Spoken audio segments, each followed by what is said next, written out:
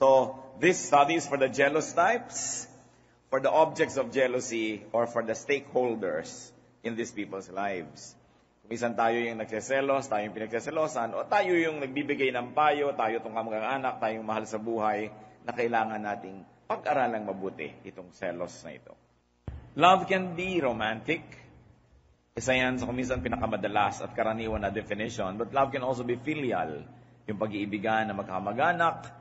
It can be friendly. Mga pag-iibigan ng mga magkakaibigan. Mga nakakasundo. Pare-pareho ng mga gusto sa buhay. Maraming uri ng pag-ibig. And loving can bring suffering because lovers tend and choose to be jealous. Ano po ba yung jealousy? Jealous people are intolerant of rivalry or even just perceived rivalry. Hindi pinapayagang may kaagaw. Sabi nga na isang tula ni Jose Corazon de Jesus, at ang pag-ibig ay sakim at aayaw ng kakabiyak. O wala na kahit ano, o ibigay mo ng lahat. Kaya marami nakikipag-away, ganun, all or nothing. Actually, sinisikap lamang na maging everything. Kung minsan, nagiging nothing tuloy. At napakasakim daw ng pag-ibig. Our focus in this study will be irrational and unreasonable jealousy. Yung wala sa lugar. Kasi merong jealousy na nasa lugar. Dapat lang, abnormal kapag di ka nagselos. Pero merong mga wala talaga sa lugar. A jealous lover does not want a rival or a jealous lover wants to be the only focus of the beloved's time, attention, and affection. Kadalasan yon. Ang sinuman na nanibugho na umiibig, gusto niya siya lang ang pagbuhusan ng lahat ng panahon, ng lakas, ng pagmamahal, affection. This is bound to bring a lot of sorrow, this expectation. Why is this a losing proposition? When you want to be the only object of time, attention, and affection of your loved one, you are bound to be disappointed because no one person can feel all the needs of another person. Lahat ng pangangailangan natin, hindi pwedeng manggaling lang sa isang tao. Therefore, mabibigo ka lang kung iaasa mong sa isang tao lang magmumula lahat yon. At kung inaasahan mo rin ikaw ay makakapagbigay ng lahat ng pangangailangan ng kapwa, lalo yung mahal mo, hindi rin pwede. Hindi ka rin kasya. No one person is big enough to fill by himself another person's heart. Kung mayroong pinakamalaking bahagi ng katawan ng tao, puso yun. And I don't mean in terms of square inch. Puso. Sapagat ang puso ng tao napakalaki. Diyan pwede magkasya lahat ng pangarap, diyan magkasya lahat ng pag-ibig, maging pagkamuhi at panibugho, maring diyan magkasya. The human heart is designed for many loves, for many givers, and for many recipients. Hindi itinalaga ng Diyos na lumikha sa atin na ang puso ng isang tao isa lang ang katapat. At lahat ay doon magmumula at doon din papunta. Maraming katapat ang isang puso. Marami siyang mga compartments na para sa iba't ibang uri ng pag-ibig. For instance, the love of a man for a woman or the romantic love. Then the love of a man for another man or for a woman, which is non-gender-based, non-family-based. This has no conventional label. So 1 Samuel 18:1, after David had finished talking with Saul, Jonathan became one in spirit with David and he loved him as himself. Isang sobrang pag-ibig, ang pag-ibig ni Jonathan kay David. At sila ay nagmahalan. 2 Samuel 1:26, nung namatay itong si Jonathan, sabi ni David, I grieve for you, Jonathan, my brother. You were very dear to me.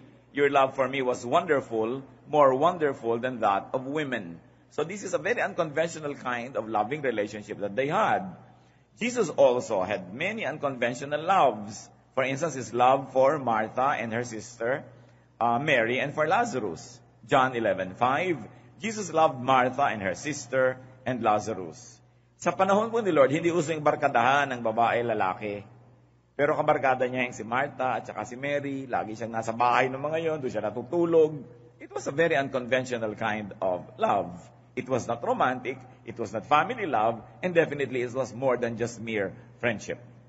John 13:23-25, one of them, the disciple whom Jesus loved, was reclining next to him. Simon Peter motioned to this disciple and said, Ask him which one he means. Leaning back against Jesus, he asked him, Lord, Who is it? So, there was a disciple that Jesus loved very specially. Some people thought it was John, so they call him John the Beloved. And he would even recline on his chest and ask him, sino ba ang tinutukoy nyo? And it wasn't considered as absurd. There is also the love between a parent and a child, or a child and a parent. It is another form of love. And then there is this kind of love among friends. Proverbs 18:24, there is a friend who sticks closer than a brother. And Proverbs 17:17, a friend loves at all times, and a brother is born for adversity. Needless to say, there are many forms of love. Not to mention man's love for non-humans, like love for country, love for ideals, love for interest, and very especially love for God. So, hindi pwede na isang tao lang ang panggalingan ng lahat ng pag-ibig na ito. Malaki ang puso ng isang nilalang, dapat maraming pumuno. At walang-wala sa lugar na pagselosa ng mga ito. A lover who gets and remains jealous of these other loves could only be miserable. And could only make the beloved miserable. Pagka ikaw, nagsiselos ka dahil mahal ng boyfriend mo ang kotse at lagi inuhugasan, kawawa ka naman. At lalong kawawa yung boyfriend mo. Dahil pati kotse, pagsiselosan mo yan. Yung pagsiselosan natin yung kanyang hobby, yung kanyang interest, wala sa lugar. At wala sa lugar na magselos sa nanay ng husband. May mga wife, selos sa nanay ng husband. Yun naman mga nanay, selos sa wife ng anak. May mga nagsiselos sa trabaho, sa basketball o sa golf, nagsiselos sa aso, ganon. Wala sa lugar. Kasi hindi mo kauri. Ang dapat mo lang pagselosan, yung kauri mo at yung pag-ibig na kayang-kaya mong ibigay, sa iba nang gagaling, yun ang pagselosan mo. Like, wife ka, etong si kumare, umaasta-asta ding wife, abnormal ka naman, di ka magselos. Dapat. No? Pero hindi ka dapat magselos sa nanay, sa kapatid, sa hobby, kasi hindi ka naman hobby, hindi ka nanay, hindi ka kapatid. Pagka umaarte sila ng dapat role mo, dun ka lang dapat magselos. So, imbes magselos ka sa mga yun, mas masaya kung tutulungan mo pa nga yung mahal mo na mahalin sila. In other words, magkakampi kayo ng mahal mo, sa pagmamahal niya doon, hindi ka kalaban at hindi ka kaagaw. It is utter selfishness to isolate your beloved from the other objects of his affection. Nilason mo ang aso dahil mahal na mahal ng husband mo. Yung ganon. Na pinaglayo mo siya at ang kanyang kapatid dahil lagi niyang naaalala yung kanyang kapatid, gusto niyang tulungan. It is utter selfishness to isolate your beloved from the other sources of his joy, of his happiness, and satisfaction. Pero ang nagseselos, nabubulag kung ano-ano ang pinagagagawa na hindi tama at walang katwiran. Proverbs 27 verse 4, anger is cruel and fury overwhelming, but who can stand before jealousy? Mas masahol daw, mas masama ang jealousy kaysa galit lamang o puot o ngit-ngit, sapagat ang naninibugho ay maring gumawa ng sobrang mga maling bagay. Sa mga nagsiselos, lalo boyfriend lang naman kayo, girlfriend, hindi pa kayo asawa, pag nararamdaman mong di ka na mahal, lalo namang huwag ka na magselos kasi wa-effect naman yon. Wala namang talab yung selos nung hindi mo mahal nakakainis pa nga. No? So seselos-selos ka dahil hindi ka na mahal, lalo lang napapabilis ang pagbura sa'yo sa mundo. Kasi wala ngang effect yun. May effect lang yung pagsiselos pag mahal kita, pero pag hindi kita mahal, huwag kang magselos dyan at baka ihulog kita dyan, di ba? So wala. Lalo mo lang dinamadali ang pagkasira ng inyong relasyon. The fastest way to speed up the deterioration of an already endangered romance or relationship is to add the poison of jealousy into the brew. Mali. Kahit talagang selos na selos ka na, it will not achieve anything para ipahalata mo pa o para magnag ka pa o manggulo dahil lalo lang lalayo sa'yo ang loob. Instead of being jealous, increase your self-worth. Pinag-uusapan natin dito yung romantic. No?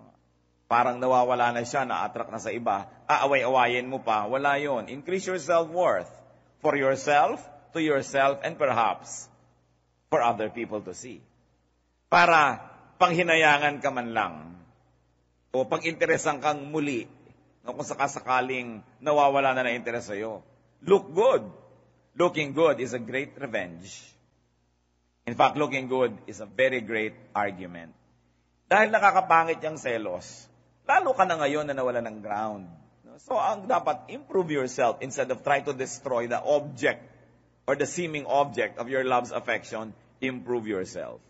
Gayahin mo ang payo kay Ruth sa Ruth 3:3 ng kanyang biyenan. Kaya't maligo ka, magpabango ka, at isuot mo ang pinakamaganda mong damit. Kesa sa pinapabayaan mo na yung sarili mo. Lalo yung mga nagsiselos na asawa, hanggang Asinggan, Pangasinan, nasusundan ang lalaki, na hindi na nakapaghilamos, hindi na nakapag-ayos, talagang puro alikabok na kasusunod. Lalo ka namang hindi attractive nun. Kaya hindi yun magwo-work. When jealous, and for the ultra jealous, anong pwede nating ipayo mga kapatid? Enter God's peace. Mahirap yan. Wala na yatang damdamin na higit mahirap kaysa jealousy. Pero ang kasunod na nun, envy. Pero yung jealousy kasi may involved na love yan for the object. Surrender your bitterness, your jealousy, your envy and anger to God. 1 Samuel 1:10, in bitterness of soul, Hannah wept much and prayed to the Lord. Punong-puno ng kapaitan ng kanyang dibdib dahil hindi siya nagkakaanak. Dahil nagsiselos na siya sa naging ibang mga asawa ng kanyang husband, which was allowed in the Old Testament para magkaroon lang ng anak, hindi magkaanak yung tunay na asawa. Pwede ka magkaroon ng iba para matuloy na lang ang iyong lahi. Pero gano'n na lang ang hinanakit nitong si Hannah. So anong dinaan niya sa iyak? Iniiyak niya sa Diyos.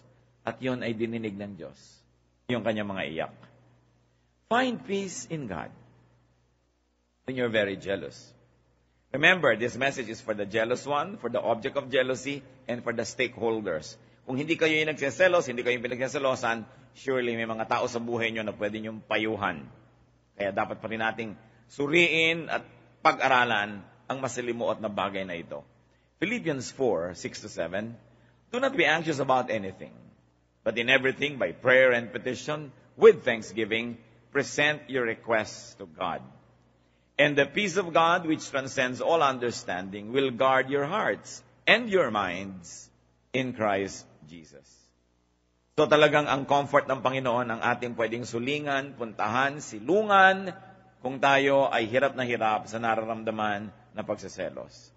Reunite with God. Ano po ba ang ipinahihiwatig ng pagiging sobrang seloso o selosa? Ibig sabihin, sobrang na kayong umattach sa tao, maaari at the expense of your attachment to God.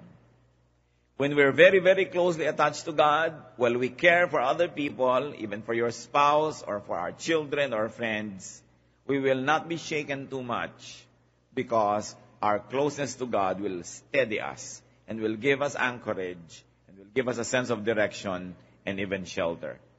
So, pagka sobrang seloso ang isang tao, may posibilidad na malayo ang puso niya sa Diyos. Sobra ng dinyos yung taong minamahal, kaya sobra ng iniinda, kaliit-liit ang mga bagay, totoo man o hindi, na pinagseselosan. Meanwhile, brothers and sisters, there is such a thing as rational jealousy. Yung tama lang. And rational jealousy can be caused by the beloved's one betrayal. Pagka kayo ay mag-asawa, you are bound to be faithful to each other. Naturally, if one is being faithful, the most natural thing for happen is for the other, the victim, to be jealous. Hindi yun irrational. Tama yun. Irrational jealousy na merong office mate yung asawa mo, nagngitian lang, nagselos ka na. Pero inabutan mo magkakalong, hindi ka pa nagselos, abnormal ka. Dapat kang magselos. So ang pinag-uusapan naman natin ngayon, yung dapat. May tama. Sabi nila, pagka merong nagsiselos, ibig sabihin may nagkukulang. Especially kung rational yung jealousy. Hindi naman lahat ng pinagsiselosan ay nagkukulang. Pero ang dapat ding isipin ng pinagsiselosan, bago siya magreklamo na ang selosa naman ng asawa ko, ang seloso naman ng asawa ko, dapat isipin mo rin baka ka nagkukulang. Kasi ang isang taong busog na busog sa pagmamahal, sa mga assurances, mga patunay at mga patotoo, hindi na laging magiging seloso pa. Malakay 2:14-15. Saksi si Yahweh na ako'y sumira na kayo'y sumira sa pangako ninyo sa inyong asawang pinakasalan ninyo nung kayo'y kabataan pa. Sumira kayo sa pangako ninyo sa Kanya, bagamat pangakong kayo'y magiging tapat sa Kanya. Hindi ba't pinag-isa kayo ng Diyos sa katawan at sa Espiritu? Kaya't huwag ninyong pagtaksilan ang babaeng pinakasalan ninyo nung kayo'y kabataan pa. Kautos-utusan niya ng Diyos. Nagsumpaan kayo, nagpakasal kayo, hindi kayo pinilit. At kahit pa sabihin mong napilitan ka na, pinagpakasal ka na, nanumpa ka na rin, panindigan na yan, may karapatan ng asawang magselos pag siya'y pinagtataksilan. Ngayon, hindi lang sapat na hindi kayo nagtataksil. Dapat mukha ring hindi. It's not enough that you are loyal, you must also look loyal. Now, baliktarin natin, it's not enough that you look loyal, you must really be faithful. So, sasabihin mo, wala naman akong ginagawa, ba't ka nagsiselos? Mukha kang may ginagawa Kaya ayusin mo rin yung ginagawa mo. Hindi sapat na wala akong ginagawa, pero mukha namang meron. Malay ba nung tao na wala kang ginagawa? Kung wala po tayong ginagawang kasalanan, mga kapatid, tayo lang nakakaalam. Pero yung asawa mo, hindi niya alam yon. May iba siyang iisipin, lalo't meron siyang dahilan para mag-isip. Hindi istorya yon, hindi yun reason na wala akong ginagawa. Dapat mukha rin na wala. Pinakakadiin-diin ko yan kasi madalas pag-awayan yan No? Na wala akong ginagawa, matapat ako sa'yo. Alam mo yun, pero alam ba niya yun? Kaya kailangan yung sobrang assurance. Kailangan matapat para wala nang nagsiselos pa ng sobra. Proverbs 5:15-16, drink water from your own cistern, running water from your own well. Should your springs overflow in the streets, your streams of water in the public squares? Sabi, kailangan, doon ka lang sa balon mo umiinom. Huwag ka nakikiinom kung kani-kanino. At mo ding hayaan na yung balon mo, napapabayaan, umaapaw na yung tubig niya. No? Lumigwak na sa buong kalsada kasi hindi mo inaalagaan. Napakagandang basahin po ang Biblia kasi punong-puno ito ng mga katuruan, hindi lang pangkalangitan, mga ulap-ulap at mga trumpet-trumpeta, kundi tungkol sa buhay natin araw-araw. Nandun talaga yun. So be faithful to your covenant partner. Rational jealousy can be caused by the beloved's neglect. Sabihin na natin na hindi kayo nagtataksil, pero neglectful naman kayo, negligent. Diba? Magsiselos din siyempre. 5 birthday na, hindi nyo pa naaalala. Diba? Sabi na nasabing masakit ang likod. Maglagay kang salon pass. Ganun lang ba yung kailangan ng hima, siyempre. Ba't ka pa nag-asawa kung hindi mo mamahalin? Neglect. Neglect sa oras, sa panahon. Hindi sapat na sabihin, kaya naman ako laging wala sa bahay, naghahanap buhay ako para sa atin. Hindi pa rin sapat. Kailangan mo pa rin ipaglaban na may oras kayo na personal ng asawa mo. May oras kayo naman na bilang pamilya. Ang maraming mga kababaihan, hindi nila na uunawaan. At hindi naman laging sinasabi sa kanila dahil nahihiya sila laking sabihin. Pero maraming mga husband nagsiselo sa anak. Kasi yung babae, mula nung nagkaanak, anak na lang ang inasikaso, anak ang kasiping, anak ang kasama, parang inahing manok. Naliligiran ng maraming sisiw sa kanyang kama, hindi na makalabit ni mister, kung hindi pa 2:00 ng umaga. So, napagseselosan pati anak. Lalo ang mga Filipina, guilty dito. Pag nagkaanak na, nalilimutan na sila'y wife. Nagiging na lang nanay. Magkakakampi lagi yung mag-iina, magkakasama, bulungan, tawanan, at kadalasan yung tatay ang na out of place. Dapat, the bedroom and the matrimonial bed is for the husband and the wife. Children off limits. Dapat ganon. Iisa ang aircon. Pasensya na kayo, mainitan. Pa-aircon ninyong anak nyo kung gusto nyo siyang nalalamigan. Pero hindi pinagsasama yan. Wife, you are first a wife before you are a mother. And one of the best ways to be a mother is to be a good wife first. Because if you do not do your matrimonial duties to your husband, and don't call it duty, it should be pleasure, at hinanap niya yan sa ibang kandungan, at naiwan kayo mag-iina, ano ngayon ng pamilya nyo, nawasak din yan. Kailangan binabantayan yan. Yan ang laging ihinaing ng mga husbands, pero hindi inaamin sa asawa kasi parang nakakahiya naman, nagseselos ako sa sarili kong anak. Pero yes, nangyayari yan. Kahit itanggi ng mga asawa nyo, nangyayari yan. Pag tiyan mo, Daddy, kasama ka ba dyan? Hindi. Kayo maniwala, nagsiselos din yan. Siyempre, ayaw aminin. Don't neglect your spouse. Efeso 5:28, gayon din naman, dapat mahalin ng mga lalaki ang kanilang asawa tulad ng sarili nilang katawan. Of course, it's a mirror effect kind of commandment. Ganon din dapat yung babae. Love when you're supposed to love. Roma 13:8, huwag kayong magkakaroon ng utang kanino man maliban sa saguting magmahalan sa isa't isa, sapagkat ang nagmamahal sa kapwa ay tumutupad sa kautusan. Kung may turo na ganito para sa general kind of relationship, lalo sa merong romantic relationship. Yung mag-asawa, kailangan, kahit nagmamahal ka sa nanay mo, sa kapatid mo, sa buong mundo, sa sinukob, kailangan alam nung spouse mo na special ang relation nyo, magkaiba. Hindi tulad lang ng sa iba. Kung nag-abot ka ng ice cream sa nanay mo, nag-abot ka sa kapatid mo, nag-abot ka sa kumpare mo, dapat yung sa asawa mo may cherry. No? O kaya may kasamang napkin, laging may iba. Kasi kailangan ng nagmamahal ng ganong klaseng assurance na hindi lang siya to whom it may concern. Dapat alam niya special yon. At hindi naman masamang gawin yon kasi yan ang kabiyak ng inyong puso. So you take care of your partner para hindi yan lagi nagsiselos. Tatandaan ninyo, pag kayo'y pinagseselosan, madalas kayo ang may kasalanan. Nagkukulang ng pagpapaalala, nagkukulang ng assurance. Rational jealousy can also be caused by the beloved's miscommunication. Hindi kayo nagkasundo na ang goal ninyo, ito muna. Ganyan muna ang aasikasuhin ninyo. Magbikaroon kayo ng ganitong panahon sa ganon, ganyan. You must always connect with your partner because miscommunication can cloud what used to be clear and now it is unclear. Nag-asawa na rin lang kayo, dapat masarap na yung samahan. Meron na rin lang kayong boyfriend o girlfriend dyan, dapat maganda ang samahan. Hindi pamisa-misa kayo nagkikita, awayan pa. Kasi dahil sa selos. Therefore, yung mga manghilig naman magselos dyan, moderate, control, in fact, uproot your irrational jealousy. Bago kayo magselos, una nyo itatanong, rational ba ito? Makatwiran ba?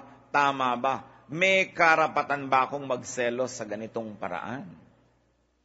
Yun ang mga iba, sila na nga itong kulasisi sa lapaselosa. No? Sila na nga itong nakikihati at nakikiambus-ambus. Siya pang, ayan na naman, o chibuena, nando ka na naman sa pamilya mo. Siyempre!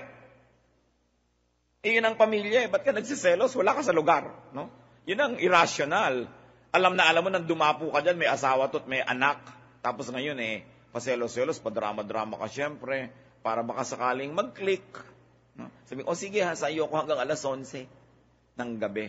Magmamadali na lang ako para umabot ako ng Noche Buena. Alam niyo naman, madaling malaman kung may kulasisi ang asawa niyo. Hati yan pagka-holiday. Hating-hati. Yung iba maganda magdala kasi paano yung kulasisi nila, post-Valentine's, February 16 na lang ang dinner nila, o February 10, pre-Valentine. Pero, paghati, madaling malaman, maraming oras na hindi na ipapaliwanag. No? So, alam mong may himalang nangyayari dito sa asawa ko. Yung, bakit akala ko nandito ka? Yung pala, nandun ka o wala ka pala. Yung nililito-lito ka niya. No? Ayan, kaya nagsiselos. Alam niyo mag-asawa, right ng inyong kabiyak to ask for an accounting for your time. Kasi mag-asawa kayo Dapat mo ipaliwanag, nasan ka kahapon? Anong ginawa mo from 2 to 4? Yung pag tinatanong kayong ganun, huwag kayong mainis. Kasi stakeholder siya sa buhay nyo. Walang pwedeng mangyari sa inyo na hindi siya damay. Hindi kayo nag-iisa, nagsumpaan kayo, naging isa na kayo. Pero siyempre, yung nagtatanong naman, kay babae yun, kay lalaki, i-timing nyo naman. Hindi naman yung darating na gutom sa kagaling. From 3:45 to 5:45, nasan ka? Huwag naman, may timing din naman yan. At saka, be more reasonable. I think that everything na pag-uusapan, basta maganda yung timing, at saka maganda naman yung terminology mo. So sa mga pinagsaselosan, ulitin natin, do your part. So that those you love will not need to be jealous. Mga kapatid, gusto kong ibigyan kayo. Lalo, wala naman talaga kayong ginagawa na dapat itong selos. Tapos nagsiselos siya, laki naman sayang. Di ba din nga sana kung meron talaga kayong ginagawa tapos nagsiselos siya, hindi sayang yung selos niya. Dahil meron yung wala, nagsiselos pa rin, yung sa'yo nagkukulang kayo. Nagkukulang kayo ng paliwanag, nagkukulang kayo ng pagbibigay ng accounting. At hindi masamang i-account, lalo sa asawa, ang inyong oras, ang inyong whereabouts. natin na asawa na dahil sa hindi magkaanak, nagkaroon ng ibang asawa yung husband niya. Old Testament, it happened. Pero may ginagawa yung husband niya dito sa wife, tunay na wife. For example, 1:4-5. Tuwing maghahandog si Elkanah, binibigyan niya ng tig-iisang bahagi si Penina at mga anak nito. Ngunit, mga natatanging bahagi ang ibinibigay niya kay Ana, sapagkat mahal na mahal niya ito, bagamat hindi ipinahintulot ni Yahweh na ito'y magkaanak. So ito ang talaga, original, pero hiningi ng kanilang kultura na magkaroon siya ng ibang asawa para magkaanak. Pero pag pinapaka niya, isa sa'yo, isa sa'yo, isa sa'yo. Pero yung kanyang love, sa'yo 5 dear. So ito man ang nagkaroon ng anak, ito man ang nagkaroon ng napakalaking connection, may assurance siya na siya yung mahal. Of course, hindi na tayo ganyan ngayon. No? Tayo ay nasasakop na ng ibang mga kaareglohan at kaayusan. Pero ganun pa man, dapat special ang pagtingin. Ito sa talagang special. Dapat nating hati-hatiin ang ating puso para sa lahat ng dapat mabigyan. So lalaki, nagkaasawa ka na, pero meron pa rin dapat bahagi ang iyong ina, ang iyong ama sa iyong puso. At kung kasali yung mga kapatid, isali. Meron ka dapat na lugar dyan din para sa mga pinagkakautangan ng loob, sa mga kaibigan. Hindi pwedeng kinalimutan mo na ang lahat dahil nagkaroon ka ngayon ng flavor of the month.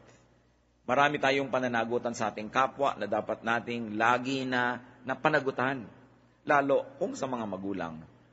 At ikaw naman na minahal, dapat din naman hayaan mo yung nagmamahal sa iyo na may ibang bahagi para sa iba.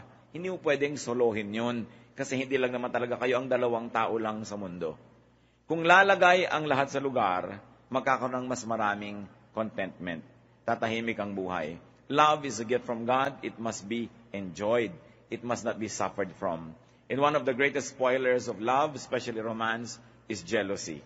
Gusto ko pong bigyan ng diin sapagkat madalas mangyari. Mga biyenang babae, hayaan nyo ang inyong anak na lalaking mahalin na manugang nyo. Dapat lang. No? Huwag niyong pagselosan yun. Huwag niyo sasabihin na ngayon sa kanya na nag-i-entrega. Natural, kasi yun na ang asawa. Pero mga anak naman, magbigay pa rin sa magulang. At manugang, hayaan mo naman yung asawa mo magbigay sa nanay niya. Para hindi na kailangang itago sa inyo at hindi na kailangang magsinungaling pa. Kailangan pinag-uusapan nyo ang gano'ng mga bagay na maging tapat sa isa't isa.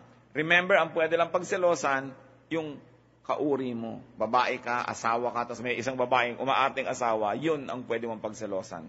Pero all the others, dapat tahimik ang buhay. Ba't natin ito pinag-uusapan? Because ang gusto ng Panginoon para sa atin, peace. Peace. Napakaligalig ng isang puso nagseselos. Mahirap dalhin. Hindi ka makatulog, hindi ka makakain, hindi ka mapakali. Yan ay isang parusa sa espiritu ng tao. Kaya kung ikaw kayo maselosin, dapat kang gumawa ng paraan para yan ay mabawasan, maging rational ka rin. At gusto ko uling-ulitin, ang pinagseselosan, madalas may pagkukulang. So kailangan ding mag-isip-isip. Aming Diyos, sa pang-araw-araw naming buhay, nais namin kayong patuloy na sambahin. Nais namin na kaayusan nyo ang maghari sa aming buhay, lalo sa buhay mag-asawa, sa buhay ng mga magkasintahan, sa buhay ng mga taong nagmamahalan at maraming mga mahal sa iba't ibang uri ng paraan. Ituri mo sa amin, Panginoon, na magmahal sa tama, sa tamang panahon, sa tamang paraan, at nang sa ganun ang buhay namin. Higit lalong maging maayos. At sa kaayusan nito, maging malaya kaming maglingkod sa inyo, maging malaya kaming umibig ng aming kapwa, at maging malaya kami na paasensuhin pa ang aming espiritualidad. Alam namin, Panginoon, na ang tao nagagalit, nagseselos, ay napakadali magkasala.